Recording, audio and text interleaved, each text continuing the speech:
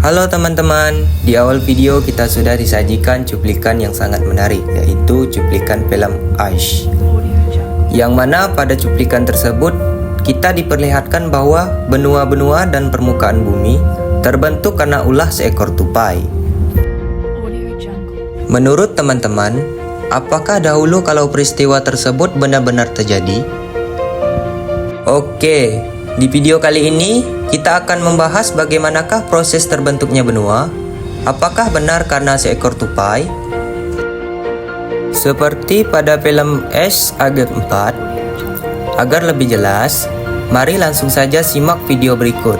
Apabila cuplikan pada film tersebut dihubungkan ke dunia nyata, benarkah dahulu kala benua kita pernah menyatu?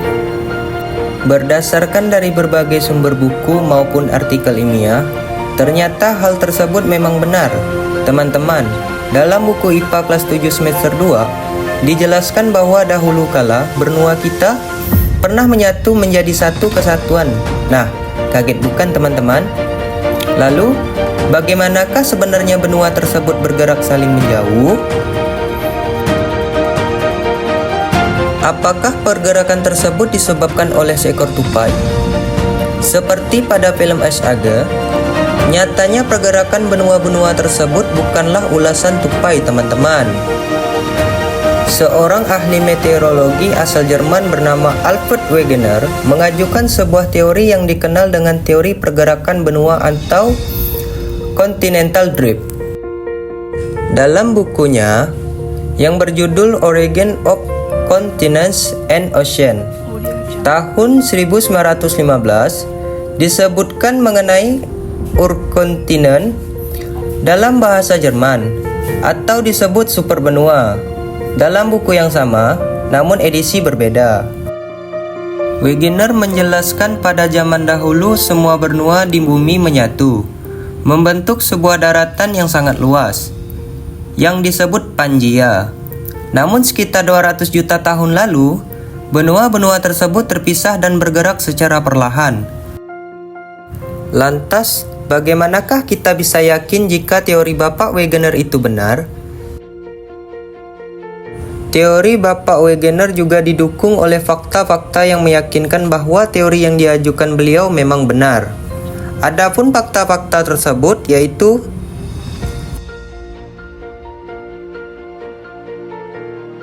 yang pertama, bentuk lekukan dari masing-masing benua berdasarkan pengamatan dengan seksama. Maka lekukan-lekukan pada benua-benua tersebut akan membentuk kesatuan seperti puzzle, selain fakta benua yang ada di bumi seperti puzzle.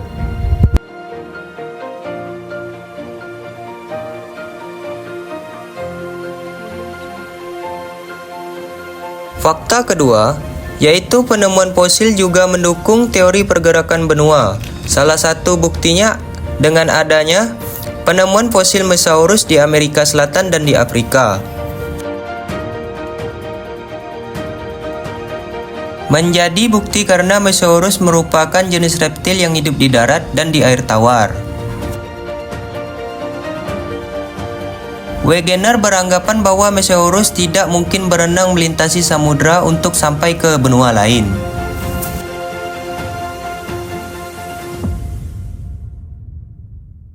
Oleh karena itu, Wegener menyimpulkan bahwa Mesosaurus pernah hidup di benua-benua tersebut.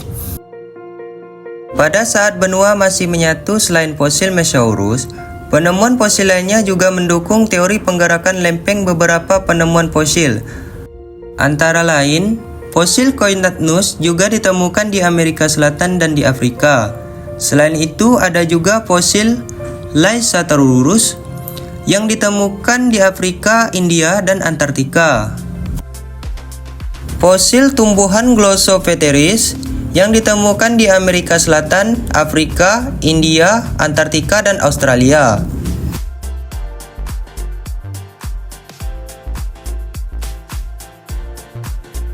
Bukti ketiga yaitu bebatuan penyusun antar benua memiliki kesamaan, misalnya struktur bebatuan pergunungan Appalachian di Amerika Serikat memiliki kesamaan dengan batuan Greenland dan Eropa Barat.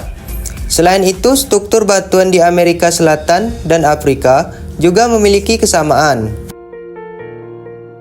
Hal ini dapat menjadi bukti bahwa dahulu pembunuhan tersebut pernah menyatu menjadi satu bagian dan terpisah karena adanya penggeseran benua.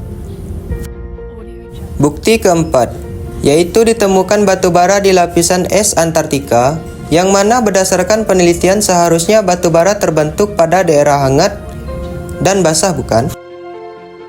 Pada daerah yang ditutupi oleh es. Hal ini menunjukkan bahwa dahulu kala Antartika berada pada wilayah lain yang memiliki iklim yang hangat untuk menunjang pembentukan batu bara tersebut sebelum bergerak menuju tempat yang sekarang. Lantas apakah yang menyebabkan benua tersebut terpisah dan saling menjauh? Benarkah seperti cuplikan video di awal yang disebabkan oleh seekor tupai? Pertanyaan inilah yang dulu menyebabkan Bapak Wegener kita tercinta merasa galau. Teori pergerakan benua yang diajukan Wegener tidak dapat dijelaskan bagaimana benua berpisah dan bergerak menjauh. Oleh karena itu, teori pergerakan benua Wegener ditolak oleh para ahli pada saat itu. Setelah Wegener meninggal pada tahun 1930,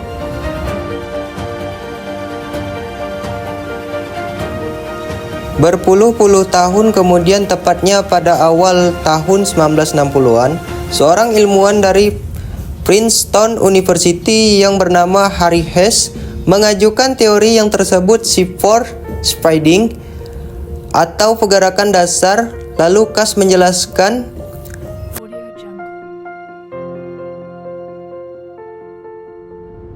bahwa di bawah kerak bumi tersusun atas material yang panas dan memiliki massa jenis yang rendah.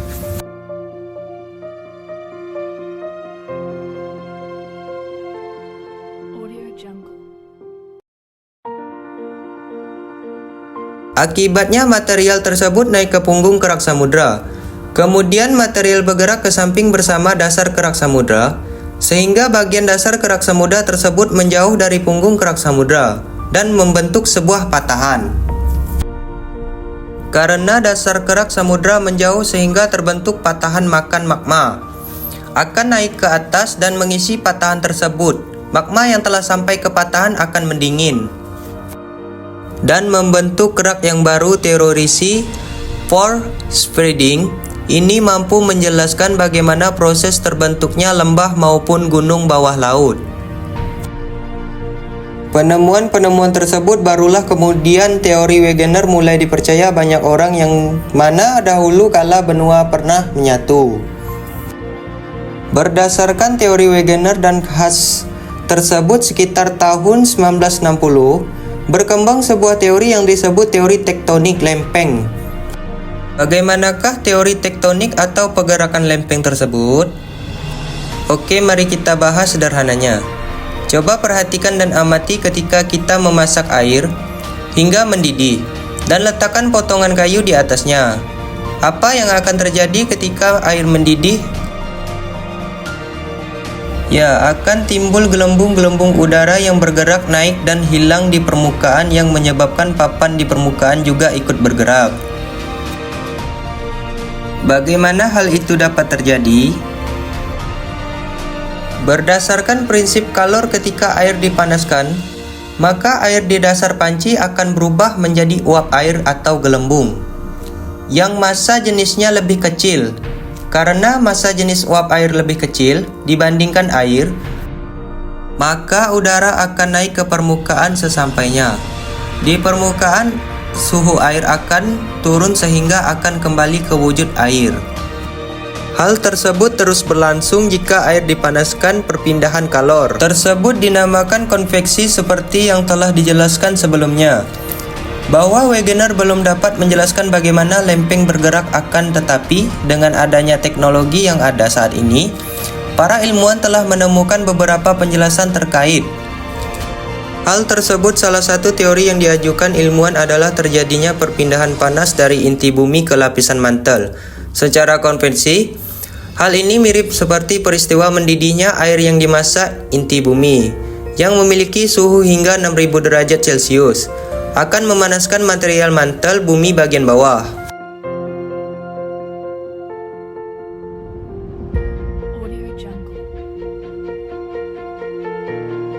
sehingga massa jenis material tersebut berkurang, akibatnya material tersebut bergerak naik dari dasar ke permukaan mantel.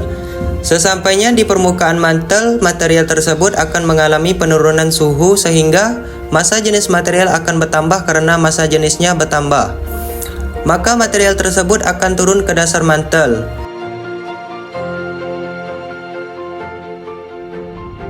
Di dasar mantel, material tersebut akan terkena panas bumi kembali sehingga proses konveksi terjadi terus-menerus. Berdasarkan teori ilmuwan berhipotesis bahwa konveksi inti bumi menyebabkan penggerakan lempeng sama seperti gerakan kayu di atas air.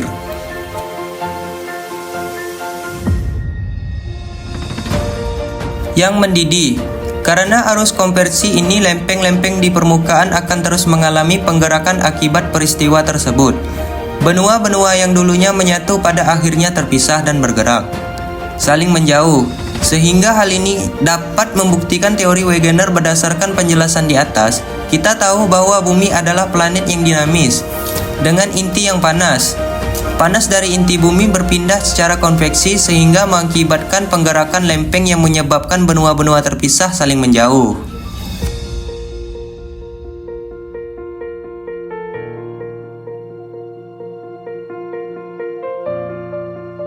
Dan perlu digarisbawahi bahwa pergerakan lempeng ini sangat kecil tiap tahunnya, sehingga dibutuhkan waktu berjuta-juta tahun agar hasilnya dari pergerakan itu benar-benar terlihat.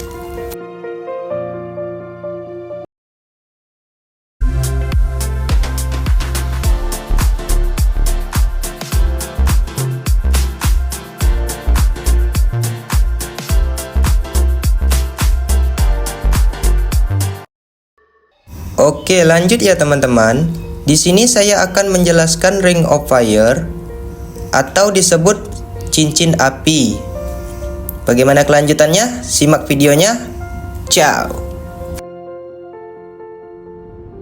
Oke, permukaan bumi terbentuk dari rangkaian-rangkaian lempeng tektonik dengan tebal sekitar 80 km.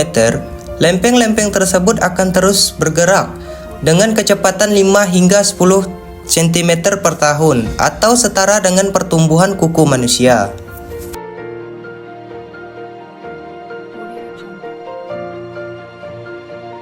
Lempeng yang bergerak dan saling bertumbukan pada jalur ring Govirek akan menghasilkan banyak gunung api aktif dan kabumi.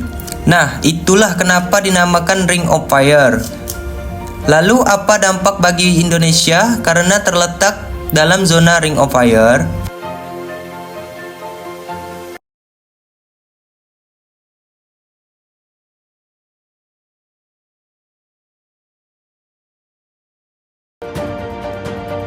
Indonesia termasuk salah satu negara yang memiliki gunung api terbanyak di dunia.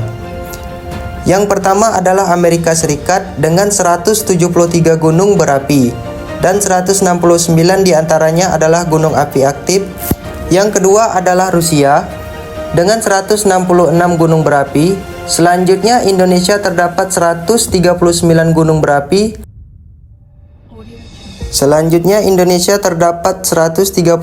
gunung berapi. Lokasi Indonesia yang berada pada zona Ring of Fire pastinya memiliki keuntungan dan kerugian.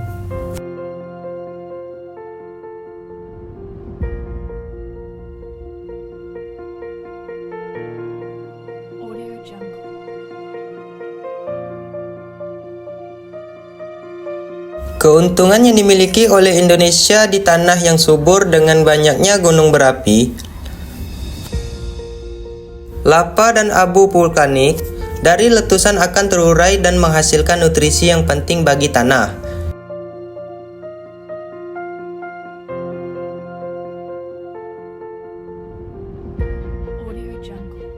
Ini menghasilkan tanah subur yang sangat baik untuk pertanian.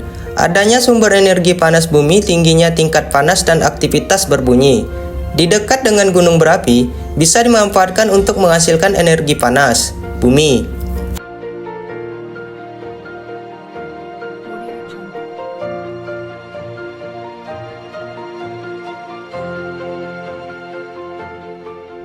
Di Indonesia misalnya ditemui pada pembangkit tenaga panas Bumi jika Mojang Jobrani mineral logam.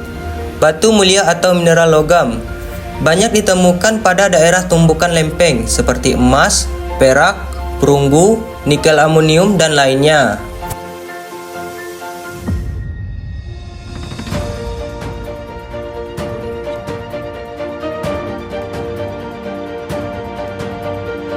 Selain ada keuntungan, tentunya ada kekini ditimbulkan kerusakan dan korban jiwa.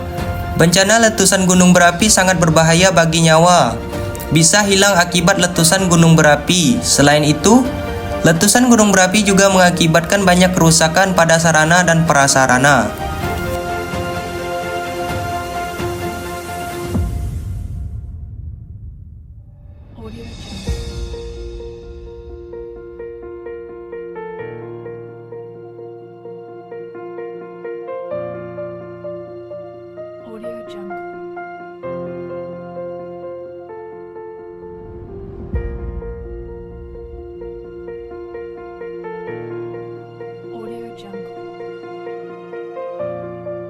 Publik lahan pertanian dan pemukiman penduduk adanya gempa gerakan magma, terutama saat gunung berapi akan meletus dapat menyebabkan gempa bumi. Gempa ini dapat merusak bangunan di sekitar wilayah dekat gunung berapi, diberhentikan.